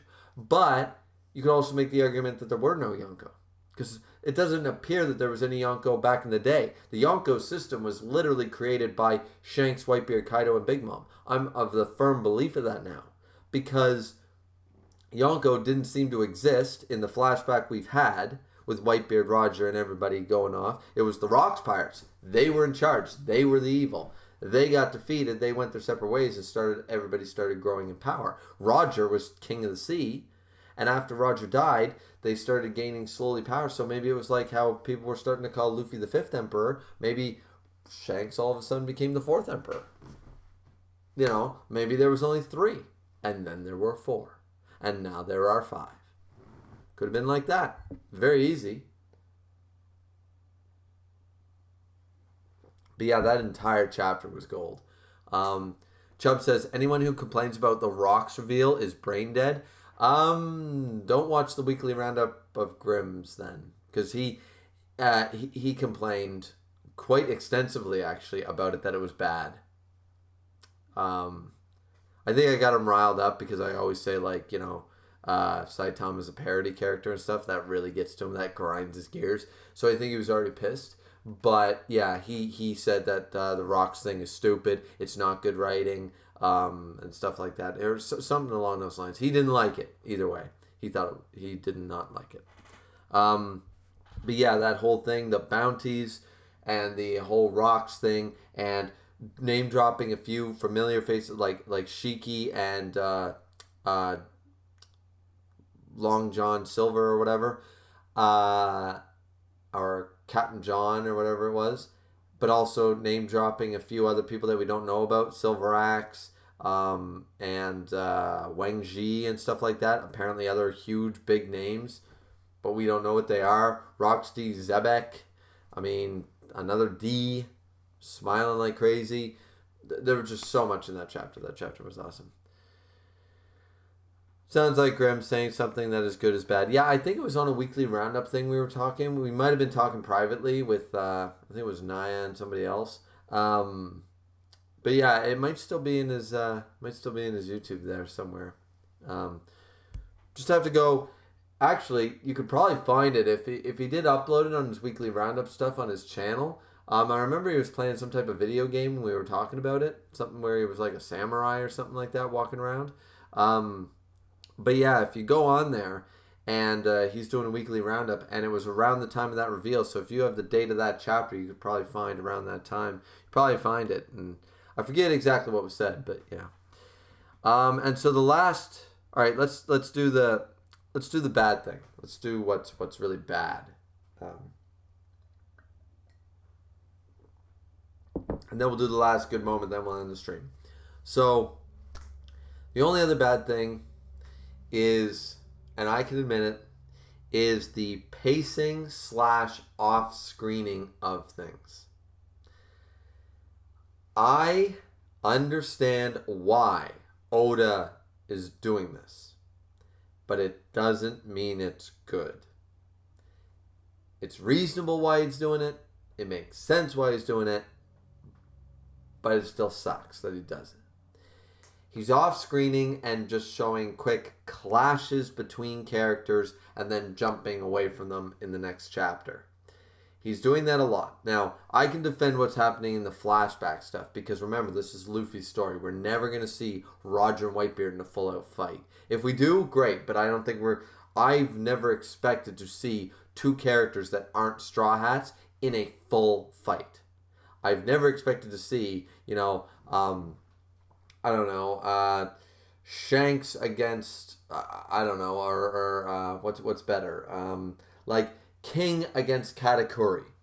I never expect to see that fight. If that fight happens, great, but I never expect to see it. That's the whole reason, that's why people are getting pissed off. We didn't see Sabo and the commanders of the Revolutionary Army versus the admirals. We didn't see, because it didn't involve a Straw Hat. Luffy's not there. So, once again, we're never, outside of a couple of clashes, we're never going to see a fight like that. So, I can accept that. I already knew that. I know people are disappointed by that. But outside of a couple of sword strikes between Odin and Whitebeard and Roger, things like that, we're not going to see a full fight. Expecting that, you're setting yourself up for disappointment. But it does still suck. One day we might see these things though. And this is also what anime filler is for. Oda can go to them and say, look, I don't have time to draw Shanks versus Mihawk. I'm going to show a clash. But you guys could show 10 minutes of this fight in a filler episode, right? In between. Like, I can only draw a few pages of it in a flashback. But you guys can go ahead and draw more of it. Just show me what you did so I don't see any crazy power scaling that I don't like. And Oda can do it that way. So, I don't not hold out hope that one day we won't see, like, Shanks versus Mihawk. Or one day we might see the Akainu versus Aokiji fight in full. We might see one day after One Piece is done or when it's close to being done, we might get that spin-off with Roger, That could happen. So hold out hope for that. That's fine, but don't expect to see it in the main flow story. That's what I'm saying. Because what we're seeing now is the side quest stuff. This is reading the codex or reading the books in a Skyrim video game. We're finding out the lore and the history right now. It's relevant to the main story, but it's not the main story, right? So, yeah, Chubb says, the off-screening is probably my least favorite that Oda does. Yeah, and right now that is the biggest thing in 2019, but right now in the Wano arc that's really bad is that Oda is continuously, the pacing is very fast. I don't mind it too much because that means we're getting all the good shit, but the problem is that because it's so fast, we're getting a lot of stuff off screen. It's a negative portion of it, so yeah. Grim Reaper. Oh, Grim's in here. Hey, Grim. Says, hashtag off-screen peace.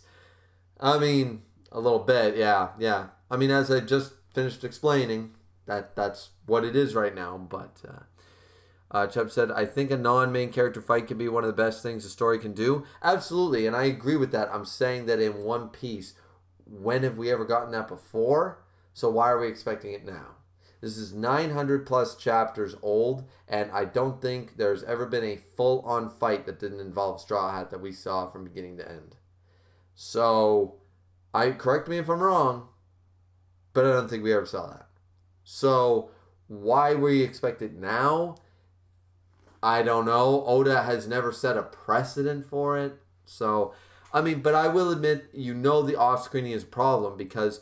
And you could argue that it didn't really matter, but like, for example, the Sanji stuff. We saw Sanji fighting against Page 1, and then all of a sudden, next chapter, he had run away in his stealth black suit with Nami and Shinobu or whatever. And that was kind of like, okay, so we didn't even see the rest of that fight. Like, we just saw a couple of, boom, boom, boom, and then, okay, we're jumping away from that. So I can agree that right now the pacing is clearly almost too fast because we are skipping out on main Straw Hat characters in their fights as well. That is when the pacing is too fast, and that's why I can argue it. Like, I can forgive. I don't know why anybody expected to see Roger versus Whitebeard.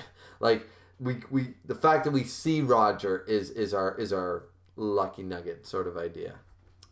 In a full chapter, that's I take my winnings, guys. I don't get greedy. I don't sit back and win $1 million and wonder why I didn't win $2 million. You know what I mean? So. But yeah, so that's the big crux right now. 2019 One Piece, that's the big crux. It's the level of off-screening and the level of pacing. The pacing is too fast, and as a result, we are getting off-screened. Now, once again, the pacing is fast because Oda has a lot of characters now. Wano is supposed to be the cat's meow. It's supposed to be the best arc, in all of One Piece. It's supposed to be the top tier. We're supposed to get, and we are we not? We're getting Kaido and bigger. We're getting 2 Yonko. We're getting, we've seen a little bit of Blackbeard here and there. We're getting Admirals. We're getting the Whitebeard. We're getting Nekomamushi, Inarashi. We're getting the Straw Hats. We're getting Law. We got Hawkins. We got Extric. We got Kid. We got Killer. We got, all these. We have more Supernovas, Straw Hats, Yonkos, more main characters, Marco and maybe Vista and Jozu and all them coming in. We've got more characters and more build-up for this final battle. As Oda himself said, I believe he said it, it's going to make Marineford look small. Now, I know the final battle is supposed to be even bigger, but I was under the impression he was talking about Wano. And the Wano fight, this main fight that we will eventually jump into in 2020, is going to be, it's involving so much. So Oda couldn't spend the next, 2019, 2020, and 2021 going at this slowly and spending a month worth of chapters on Sanji versus Page One. And he couldn't spend a month, explaining away this and that and the other thing and showing all the fruits of labor. He had to, or some better way of Big Mom not getting amnesia and jumping into stuff. No, he said, you know what? I'm going to use tropes, I'm going to use plot device, and I'm just going to use off screen, and I'm going to boom, boom, boom. We got to get through this. But I want people to understand it. I want them to explain it. But we need to get here because he can't wait to write this. We can't wait to read this. As I said, I'm not taking it off the negative list. It's the biggest L, it's the biggest negative of One Piece 2019. But I understand why he's doing it, is all I'm saying. I get why he's doing it. There are negative repercussions because of it, but it's still good. One Piece is still the greatness. One Piece is still probably the best manga currently running right now. I would say. It's my favorite anyways. And yeah, so the last great thing is something that some people are loving, a lot of people are hating. The Oden flashback.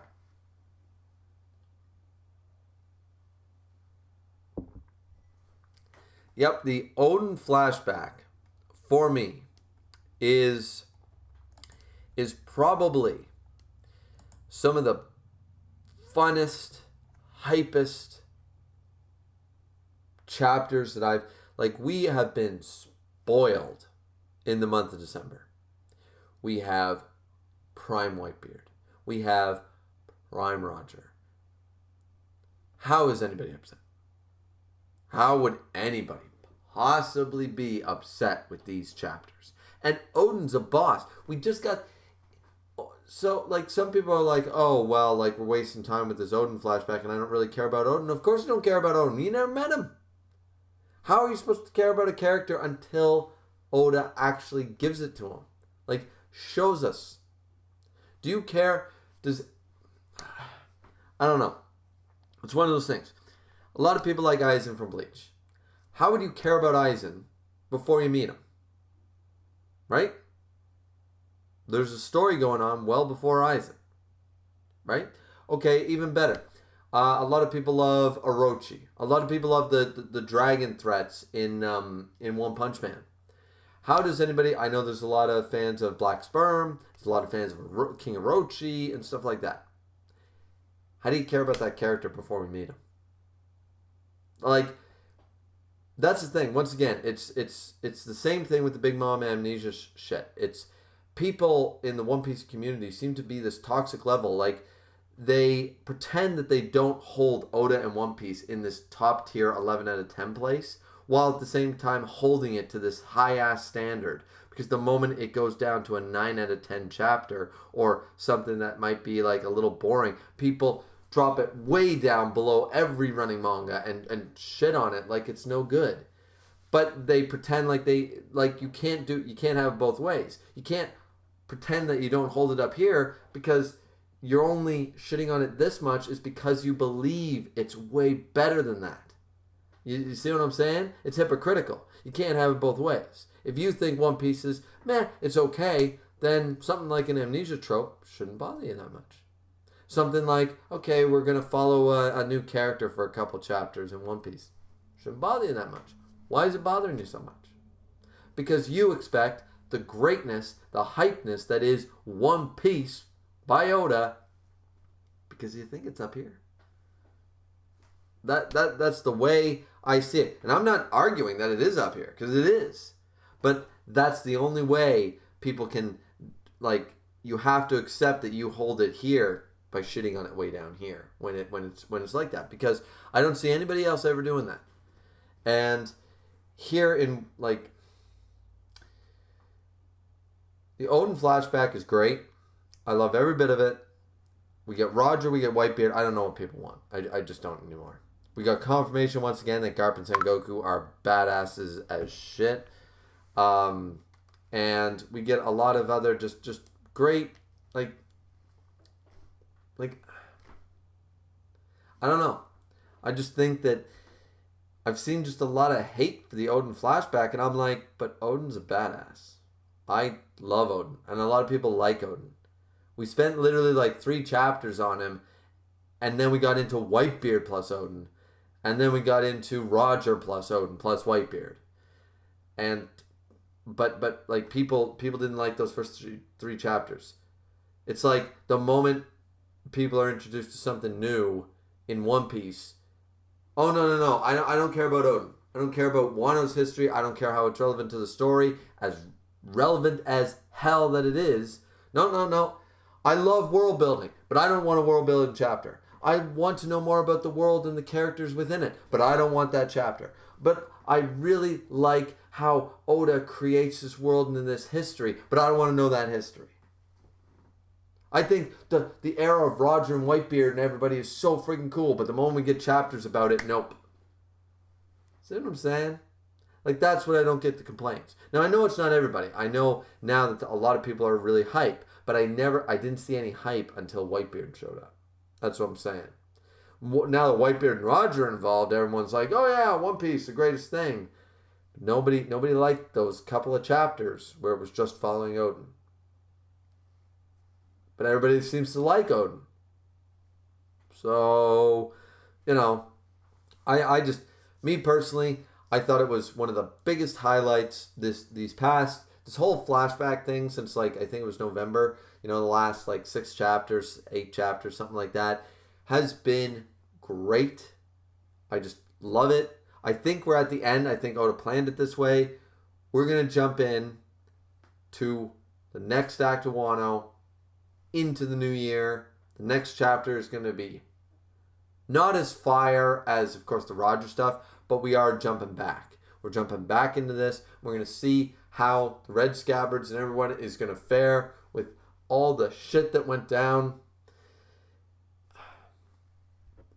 I really am just so excited for One Piece 2020.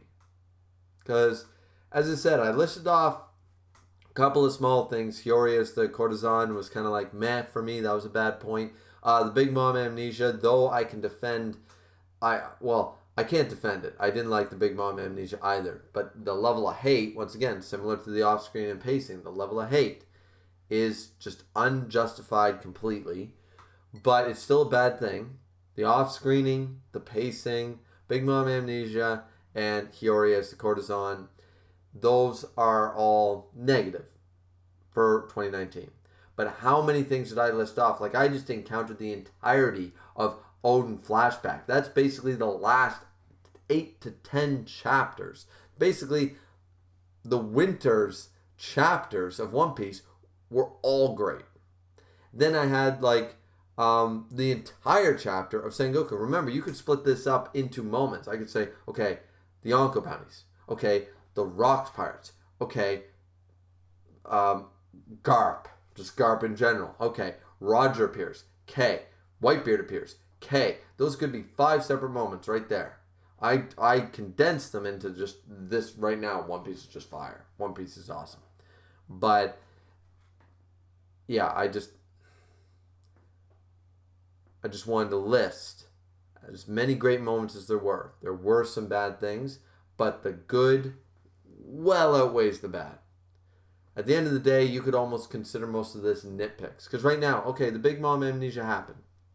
Basically one of the biggest complaints of 2019 One Piece, and she doesn't have amnesia anymore. It's not like Taizai and every other series that drags that on for a whole arc. She had it. She was like, she had amnesia for like 5 chapters that she appeared in. Like 5, not even. And not a single one was dedicated to her solely.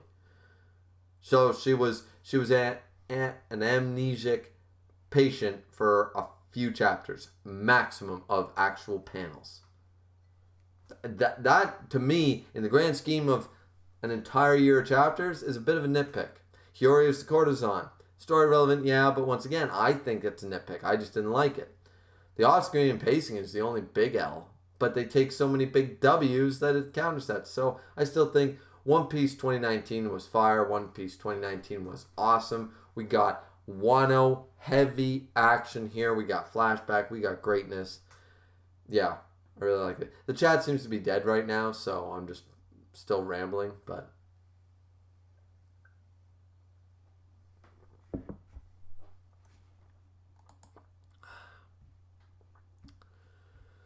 yeah, so let's see. Stream's good. Yeah, I think I'm going to end it here, though, ladies and gentlemen.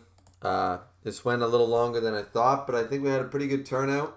I really enjoyed talking with everyone. Thanks to everyone who showed up. Thanks to Keishan Prime and Grim Reaper being fellow YouTubers for showing up. Appreciate it, guys. Thanks very much. Yeah, so Happy New Year's, I guess, to everybody. It was a pretty good year. 2019 wasn't that bad. A lot of people, I guess, hate 2019 looking at all the memes, but things are pretty good.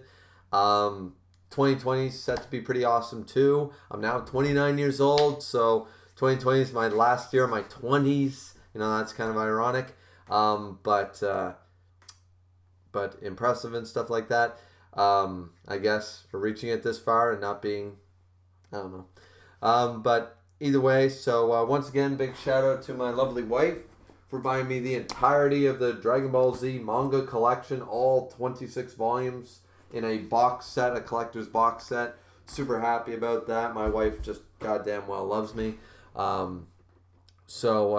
Yeah, guys, just go find a girl like my wife. Not my wife herself, you know, she's kind of mine, but go find a girl like her because amazing, absolutely amazing. So, but yeah, thanks everybody for watching. I've had a really fun time doing yesterday's stream, which was really fast paced. This one I spent a little, actually too much time on it. I really have to go out there and help my wife clean the kitchen after the party.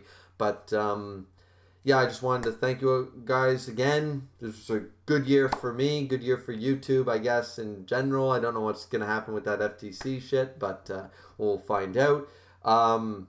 Yeah, so I hope to do more streams in the future. I always say that. Hope it happens. Had a good time. This turned into more of a Taizai / One Piece discussion stream. But yeah, thanks to everybody who showed up from the Discord and every subscriber and everything. Means a lot. And yes, this will also be uploaded. I know some people don't do that, but I upload all my live streams. They automatically upload after a while to my YouTube channel, so this will be rewatchable and all that fun jazz. yeah, I just don't really know what else to say. MC Dude is in here saying, keep rambling, Griever. I'm here. Good stuff. Yeah. I wish I could. I really wish I could, but I've been doing this for way longer than I intended to. This became a 2-hour stream. I was only supposed to be about an hour and a bit. So, but I apparently love to hear the sound of my own voice. So, Dark Knight also says, thank you, Griever. Happy New Year. Yeah, Happy New Year to you too, and Happy New Year to everybody. Let's make 2020 awesome in manga and anime and all that fun jazz. So, looking forward to hitting that big. This year I hit 200 subscribers, of course, on my new channel. Hope to hit 300, maybe even 400. I won't pressure anybody, but I'm hoping to hit that 300 here in 2020, maybe even 400, as I said. So that'll be pretty exciting for me. And but yeah, so let's keep growing. It's been a pretty good year. Thanks everyone. I'm terrible at ending streams. Like, comment, subscribe, and stuff once the stream is uploaded. And don't forget to hit the bell notification on my channel if you guys want to know every single time I drop a video. Don't forget to join the Discord. The Discord link should be in the box down below. And feel free to talk to me on there and stuff. And yeah. Anyways, guys, Happy New Year and all that. And happy birthday to me, of course. This has been Griever. Looking forward to giving you guys more content, more behind the bar reviews, and more One Piece tie-side. Well, not so much tie-side greatness, but let's just stick with the One Piece greatness for now. Let's stick with, we're gonna give you guys One Piece greatness. And yeah, so have a good night, everyone. See you back here next time. See ya.